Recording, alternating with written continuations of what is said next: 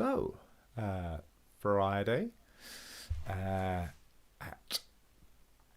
number 36. So, Friday night, last of the week sessions. And tonight I'm going to go through a little bit of history for you.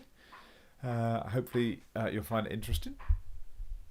And then we're going to do some minute holds, because we've not done minute holds for a while. So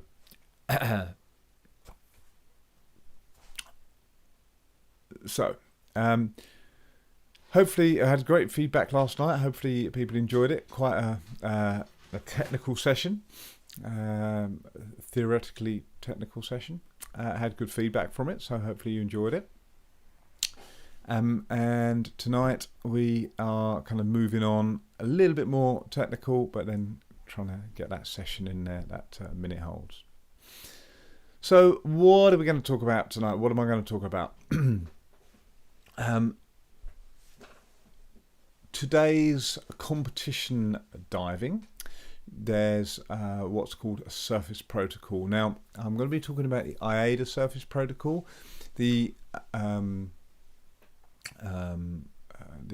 CMAS surface protocol has changed over the past 10 years or so, since they started doing competitions again. And they've basically aligned themselves with the AIDA surface protocol, and I'm guessing that it's gonna take 2 more steps, and then they're going to be the same. Okay, so I'm not really going to talk about the CMAS rules, because they've kind of changed to where we are anyway. Incidentally, so CMAS is the governing body, the overall umbrella body of all underwater sports in the world, and they started ratifying freediving records, I think in the 60s, 70s, and they continued. They also did scuba, and they had to say the overall governing body of all the different countries. So UK had BSAC, the British Sub Aqua Club. South Africa had Maui. America had PADI, and they're all under this CMAS kind of group. And then when PADI went worldwide, BSAC went worldwide, it kind of fell apart a little bit for that kind of idea of structure. But CMAS still stayed as a governing body, and a strong governing body. But about the same sort of time, they said they're not going to ratify any more freediving records until, where are we, 2020, so maybe 15 years ago, they decided that freediving was a safe sport, or safe enough for them to ratify, but they would not ever ratify depth records or static apnea. So they came up with a couple of other competitions, the Cube, and some strange, and I don't know how it's moved on now, but the first iterations of dynamic were quite strange. They've simplified it now, and it's kind of coming in line with AIDA, and they've decided that depth is safe, so they've ratified some depth records as well. So it's kind of gone full circle, where they were doing everything, then they stopped, and they kind of stepped back bit by bit, and now CMAS are ratifying pretty much all the same records that AIDA are. And I don't know what happened to the Cube. The Cube kind of disappeared. Strange, weird competition that kind of popped up. Anyway, that's the CMAS kind of circuit, and they've come back to the full fold. So AIDA. In the beginning, AIDA had I'm going to say super strict, but they were kind of loose, strict rules for surface protocol. So they specified the rules for the dive, whether it was static, just laying face down, and when you came up, you weren't allowed to be touched by anybody, and you had to look at the judge, or rather, no, the original rules, you didn't have to look at the judge, you just had to come up and make the OK sign and not have a samba. And the trouble is, if you had a little twitch like that, or allegedly the stories go that there was a Japanese lady who came up, looked at the judge, and she had to bow to the judge, because that's what protocol stated, and that Samba, loss of control, red card.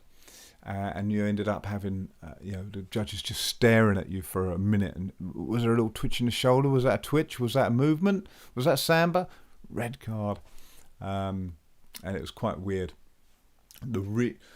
After that, the athletes started tweaking their dives. So one of the ones that the ladies wore red lipstick. Okay, so you came up and you smiled. You got red lipstick on. The judge is instantly going to think, they're okay, they've got red lips, and maybe not look quite as hard at you as if you had kind of blue or grey lips.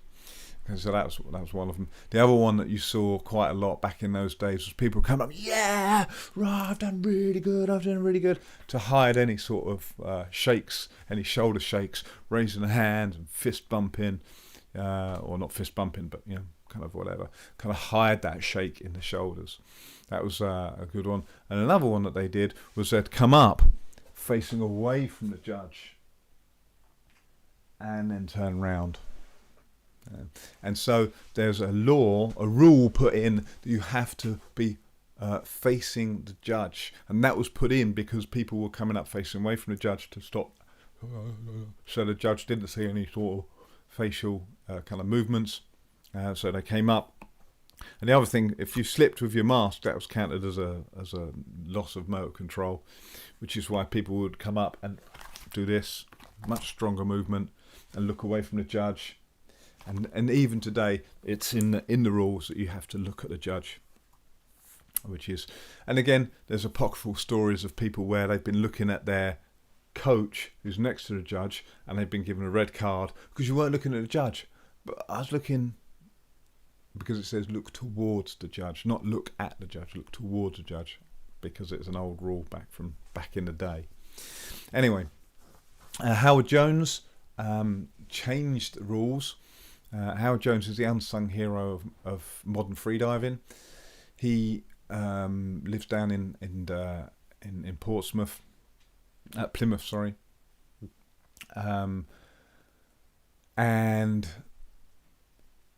So the unsung hero, and he did several things. People said Howard Jones was running some small competitions down in Plymouth, British competitions, and what can I say?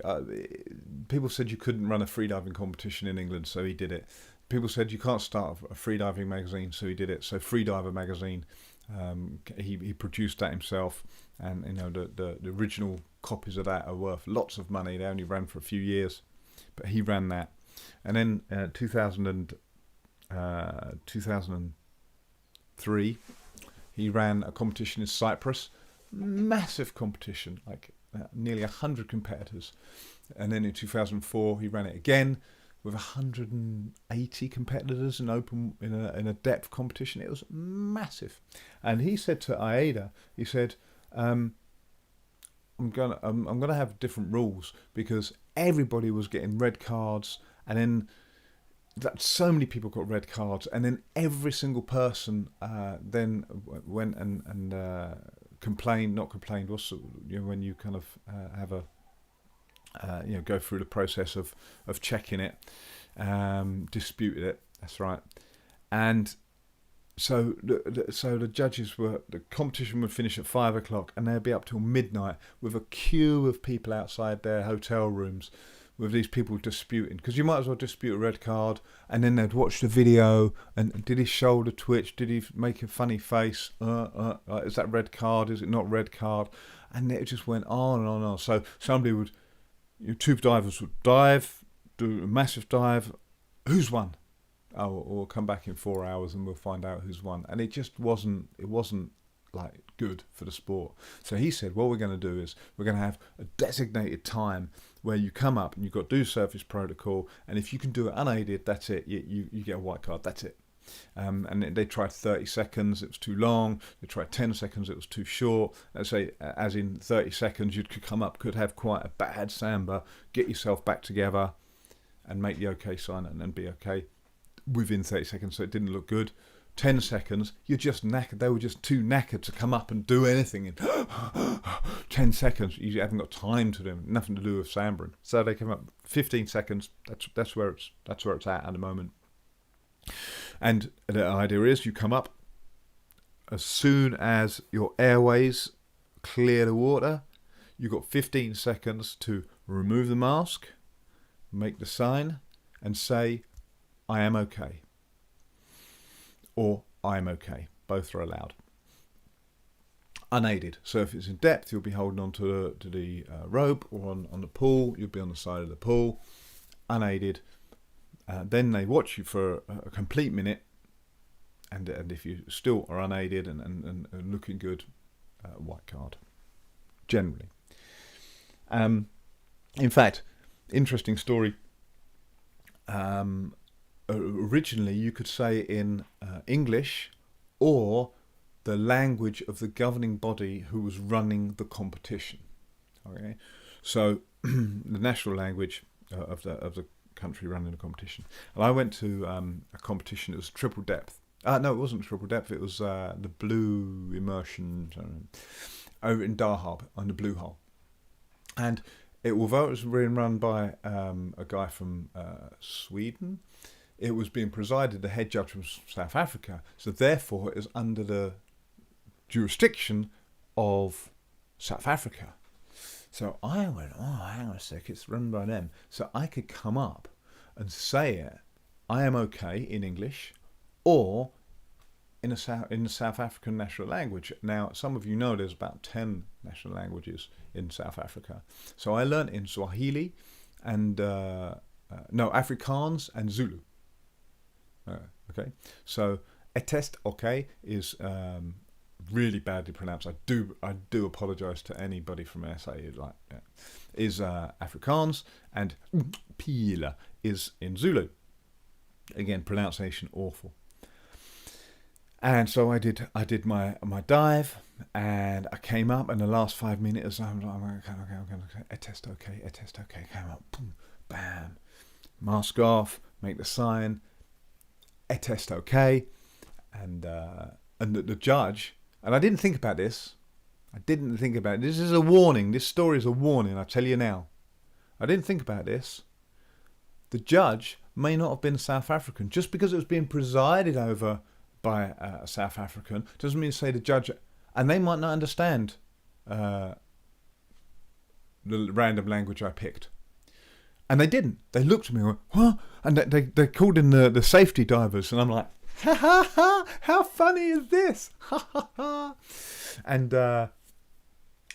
actually, there was somebody who was on the pontoon, and they looked over and they saw it was me, and they went, "Oh no, he's fine. It's because they heard it and they went, "That's not English. That's of course." Just because they're South African doesn't mean to say they can understand any of the 10 languages anyway, or whichever one. So it's a stupid thing for me to do, and stupid. But luckily, it turned out okay, and they gave me a white card. It could have been a national record as well. I'm not 100% sure, but it was it was a good dive. But more important than that, not only was it a stupid thing to do, from that point of view, it was very difficult for me to do. And I nearly got a red card for going over to 15 seconds because I came up, and every time I'm practicing, I'm coming up, grab the rope, I'm okay. That's what I do, and that's what I practice. Okay? Hook breathing to increase the blood pressure in the brain. I do 3 of them every time while I'm doing my mask, and then make the sign, move my hand away, say I'm okay. That's what I've practiced, and I've drilled and I've drilled and I've drilled and I've drilled. And I came up on that one, and I had to think about what I was doing. So I came up, get on a rope,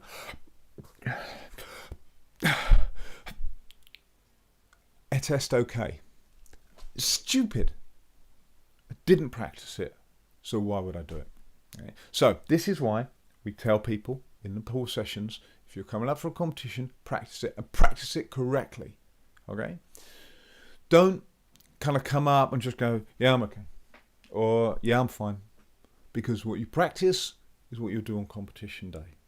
Okay? And I say, I've seen my video from that dive, and I was close to 15 seconds. I was super clean. But because I had to think, just a moment of thought of, what am I saying? Oh, yeah, stupid. Okay. The other thing is, which we tell people, is when you come up, if you're wearing a nose clip and goggles, always nose clip off first. Always nose clip off first. Always nose clip off first. Because I've seen many people take their goggles off, and because they've cleared their eyesight and they can see, they go straight to the OK sign. And that's red card, instantly. Okay, because you're not doing the surface protocol in order. So you see them take their goggles off, oh no, I've made a mistake, nose clip, and red card already.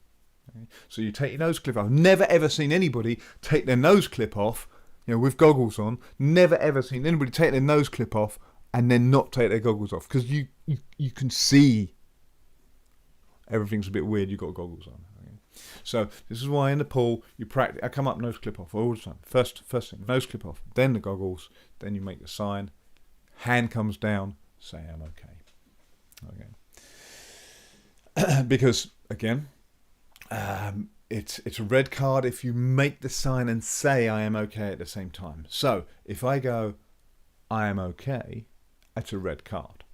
If I go I am okay, it's not a red card. But you don't want to leave it up to the judge's choice. You make sure. So, I am okay. And there's black and white. Did the sign, then said it. Again, you practice it. Practice it and practice it and practice it. Okay? If you've got competition come up. If you haven't got competition coming up, it's not necessary. More important is interaction with your buddy. Much more important is interaction with your buddy. Because that means you're conscious of what you're doing, and you're making decisions, and you are thinking about things. So in competition, I don't want to think about things. I don't want to think about how to say I am okay in Zulu. Okay, I want to do what I've practiced. But in normal training, I want to be thinking, what is it in Zulu? Okay, oh, I'm coming up, and that person's French. I can say it in French. I want to be active. Okay, because if I can't say it in French, I'm like, maybe I went too far. Maybe I'm not quite with it. Okay? Difference between training and competition. And training for competition. Okay. So, covered quite a lot there. So as it stands now, you come up, remove facial equipment, make the sign, drop it, say I'm okay. Now, you'll be interested to know, probably not interested to know, but I'm going to tell you anyway. Look how straight my fingers are. Hey? That is an okay sign. Okay, not this, not this, not this, not that. That is an okay sign. Okay. Why is it so particular? Because I practiced to make the perfect okay sign. I stretched so I can hold it, so my fingers are perfectly in line.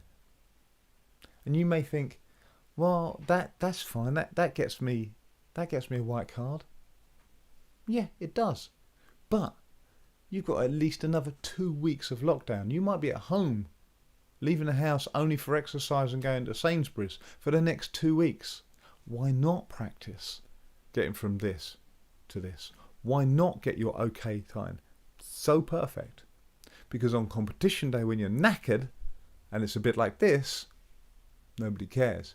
If you practice like this, on competition day when you're a bit knackered, it's like this, it's a red card. There is no excuse for not having a perfect okay sign, because you can practice it all day long with both hands. Okay? Straight fingers in line, not spread, in line. Perfect round sign touching there.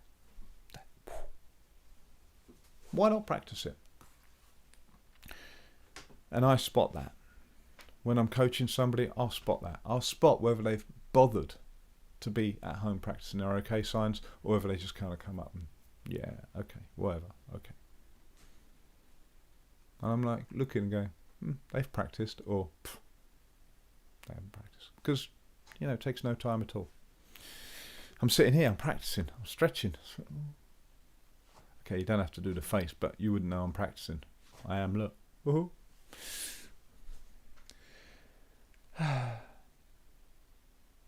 I think I've gone off the plot way too far now. So to pull it back, I'm going to move us into just get my chronology up, and we're going to do some minute holds. Okay. Now, minute holds are beautiful and simple, and I'm going to talk you through them. Now, earlier in the week we did distraction, so I'm going to do different distraction techniques throughout these holds. Okay. We're only going to do maybe 5. And make a mental note which ones you like, which ones you don't. After the session, write them down. It's all information. Put it in your diary. Obviously, you've got a training diary. If you haven't got a training diary, then clearly you haven't listened to any of my sessions. Get yourself a training diary. Put in today's date, which ones you liked, which ones you didn't. In fact, even if you can't remember after the holds, which one did I like, which ones didn't I? Make a note. Marcus did different techniques, and I can't remember which one. Because next time, you'll step on and maybe you'll remember.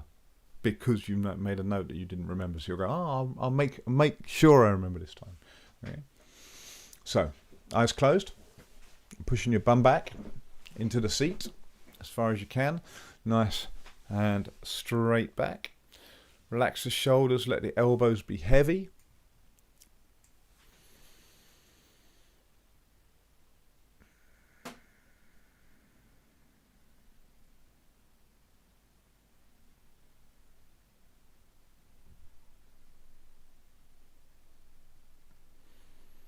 In through the nose and out through the nose. Gently closing your eyes and just bring your awareness to your jaw. The teeth are separated slightly. The jaw is relaxed, the lips are holding the mouth together.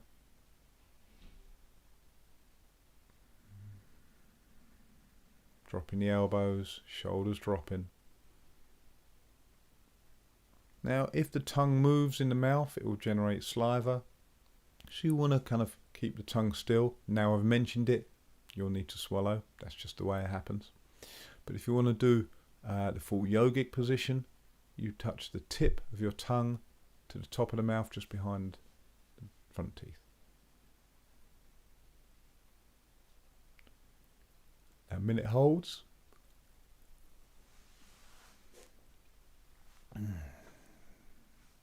Are exactly as they say they are. They're a series of 1 minute holds, 3 candle blows, another minute hold, 3 candle blows, a minute hold. Now, the joy of these is we could have 10 people watching this or 100 people watching this. It doesn't matter, because you make it as hard or as easy as you want. So if you don't make the minute, that's fine. Okay, the minute is just a guide. So if you get close to a minute, you know it's close to a minute because you start breathing, and then I say, okay, start breathing. If you make 30 seconds, that's fine.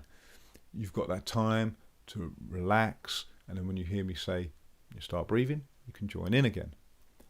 If you find it easy, you don't have to take a full breath. If you find it really easy, you can do doubles. So 2 minute holds. Give it a go. If you find a minute easy, give a 2 minute one a go. It doesn't matter if you don't make it. If you don't make it anywhere near, you notch it out and go, I'm going to do that one day.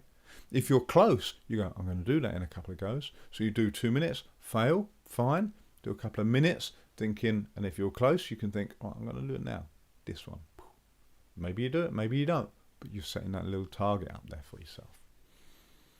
Remember, failure. If you can't fail, it's not a challenge. And if you can't challenge, you're not going to learn. You're not going to progress. So the first hold will not be a minute long. It'll be shorter than a minute, just to get you into the movement and the idea of the exercise.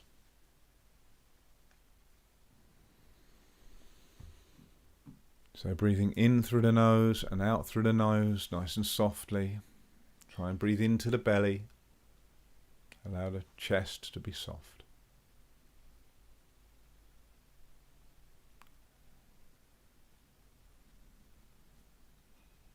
nice and soft. Breathe in. And we're holding our breath in 10 seconds. 5, 4, blow the candles. 3, 2, 1. Deep breath in. And hold. Drop the shoulders, elbows heavy. So the shoulders are soft, the elbows are heavy. Drop the chin just a little bit till you feel that point at which it's just not quite hanging on the back of the neck. The muscles at the back of the neck are just working a tiny bit to keep your head there. Then let it hang all the way forwards. And we're breathing. Now breathing. And 3 candle blows. Deep soft breath in.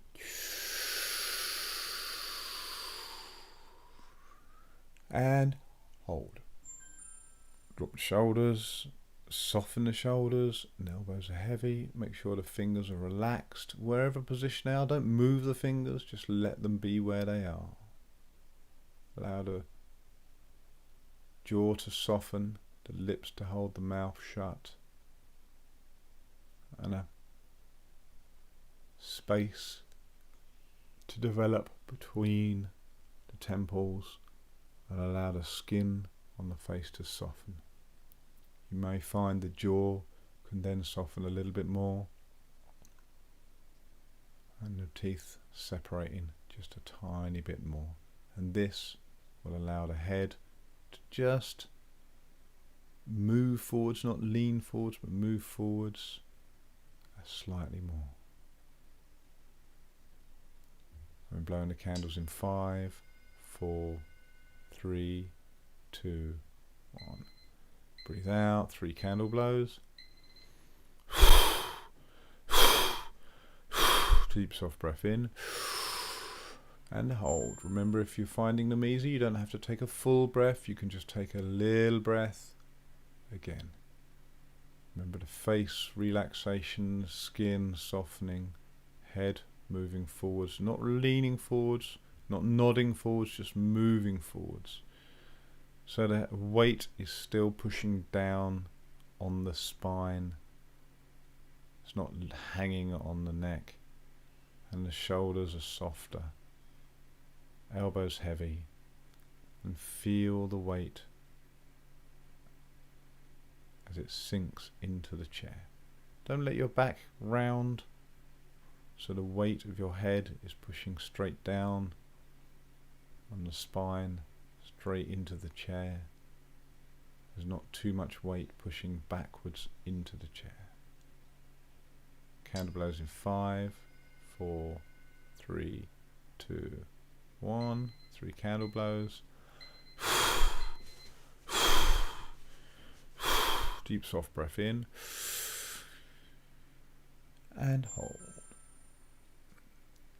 So again, start at the top of the head, a space between the temples, the skin on the face softening, the jaw just dropping ever so slightly.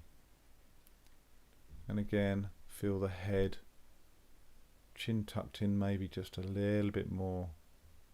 Crown's still the highest point of the head, but the head is pushing straight down. It's not leaning forwards. Just allow the shoulders to soften a little bit more, and make sure that there's no weight pushing back into the chair. Okay, because that means the back's rounding. The back should be reasonably straight, and you can feel the weight of your torso and your head pushing down through your buttocks, maybe through the thighs, into the chair. And candle blows in 3, 2, 1. 3 candle blows. Deep soft breath in. Try and reduce the amount of breath you take in on this one, just like by a little bit. If you're making the holds, reduce the air you take in. So again, chin tucked in, space between the temples, soften the skin on the face, jaw relaxed and tucked in, elbows heavy, shoulders soften and dropping. Feel the weight pushing down into your buttocks, into the chair. And feel the weight of your legs. Where is the weight of your legs? So the body is pushing into the chair through the buttocks, but the legs maybe touching the chair. But most of the weight should be kind of on the knees, pushing down through the feet into the floor. Try and feel the weight of your legs. Blowing the candles in 5, 4, 3, 2, 1. Slightly less of a breath in on this one. And hold. This is penultimate hold. So be aware of all of the points that I mentioned. And think about the fingers. What are the fingers doing? How are they positioned? What are the toes doing? How are they positioned? Try and feel what your hands are feeling and what your feet are feeling. If you've got shoes on, you can feel the shoes around your feet. If you haven't got shoes on, you can feel your feet on the floor.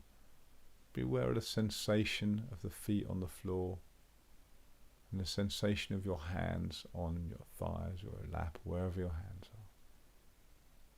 We're coming up to the last hold now. 5, 4, 3, 2, 1. 3 candle blows. This is the last hold.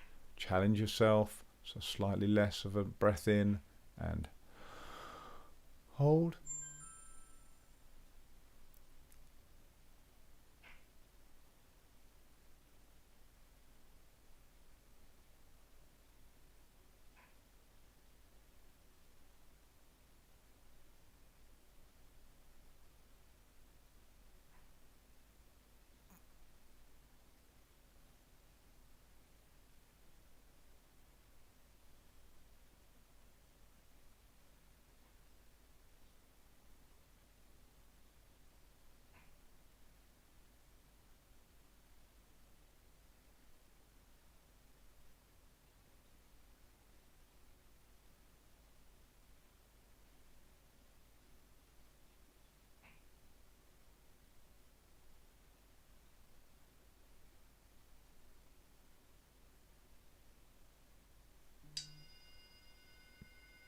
Keep your eyes closed and breathing out.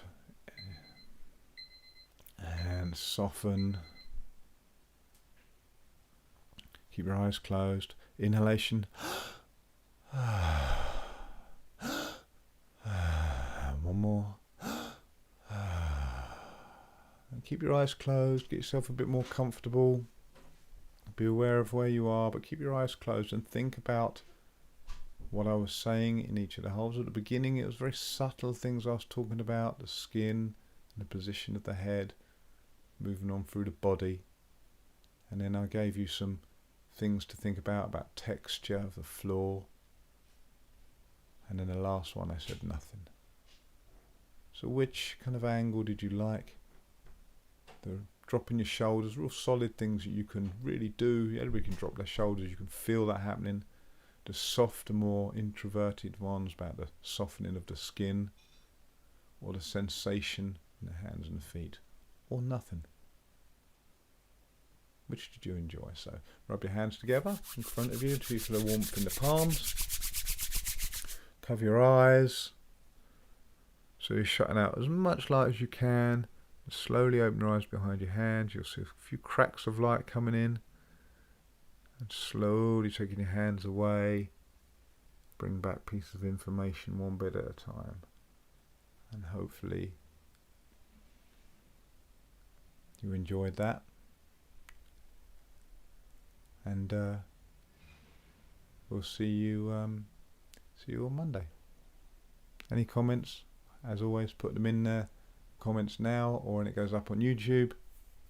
And any questions, I'll answer them. Okay, so thank you very much and good night.